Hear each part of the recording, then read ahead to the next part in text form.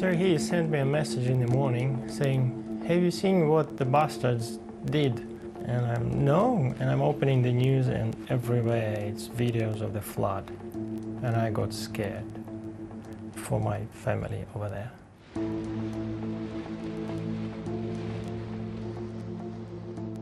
This devastating flood is the latest horror to be inflicted on Ukraine.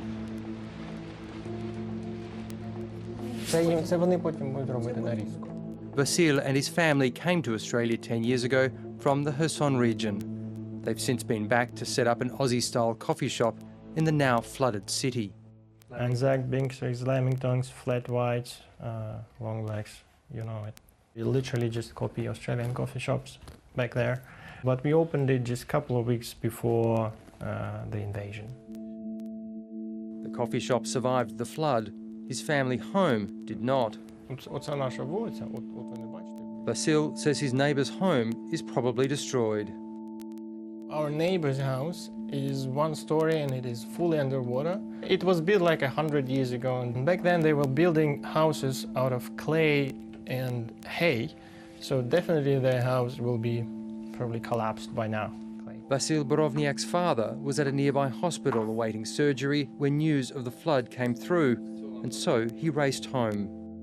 He put everything to the second floor as much as he can, put a lot of stuff into his car, and the car was parked right to the house, next to the house.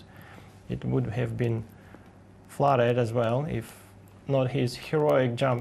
It was a bit painful for him to even walk, but he did it and then returned back to the hospital and did his surgery at 9 a.m. Ukrainian authorities have been working around the clock to rescue as many people and animals as possible. Authorities say they've even faced attack from Russian forces. Across the river from Kherson is the town of Oleshki, now Russian-occupied territory, where Serhiy and his wife Anna are from. He says the very young and very old remain in his hometown. Nobody can help to these people because Russia just decided to refuse from these people. They even do not allow them leave Oleshki. They are just underwater, sitting on the roofs of their houses, and nobody is able to help them. His wife's elderly uncle is one of those trapped. I even can't assume what he exactly feels. So currently he is sitting on the roof, and basically he's sleeping there as well. And neighbor who is living on another side of the same street, he every day brings to him the food by boat, every day. Because nobody is able to help him.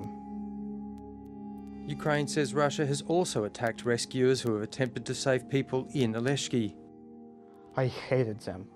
I hated them right after they came to Ukraine in the first day, because my city was occupied on the first day of this war. If you don't like you, they will just kill you. So I know lots of people who just somewhere, but we don't know where they are. Ukraine says the International Criminal Court is investigating the dam explosion. Дуже важливо, що представники міжнародного правосуддя на власні очі побачили наслідки цього російського теракту та самі почули, що російський терор. It's an act of sabotage, terrorist sabotage on a grotesque and catastrophic scale. And I think there's absolutely no question that this is Russia that has done it, and Russia needs to be held to account. Former NATO Deputy Supreme Allied Commander Sir Richard Shiref says the mass flooding was meant to throw Ukraine off balance ahead of its counter-offensive. It's all of a piece with the economic warfare, the destruction of cities, the targeting of civilians by bombing and missile attacks, And it's an act of terror in that sort of bracket to strike at Ukrainian infrastructure and to strike at the Ukrainian state. And the so what for the West, the so what for the world, frankly, is that this must be a red line, and it must be made very clear to Russia. Any further escalation will attract massive, massive pain on Russia's part. Ukraine's counteroffensive has borne some small victories, reclaiming towns in the Donetsk region. If I was in the driving seat here, I'd be looking to conduct probing attacks, spoiling attacks, reconnaissance by force, deception on multiple axes on that 1,000-kilometer frontage to keep the Russians guessing, to build up information, to understand where they're strong, where they're weak, before delivering a major blow. The destruction of the dam has caused Russia a major problem of its own, cutting off water to Crimea. As it is, the Russians have shot themselves in the foot with the flood because all that drinking water, the Crimea's supply of water, was dependent on the Nova Kakhovka dam as well. Vasil and his mother Olena are checking up on his dad to find out where he'll live when he leaves hospital. He doesn't want them to worry. The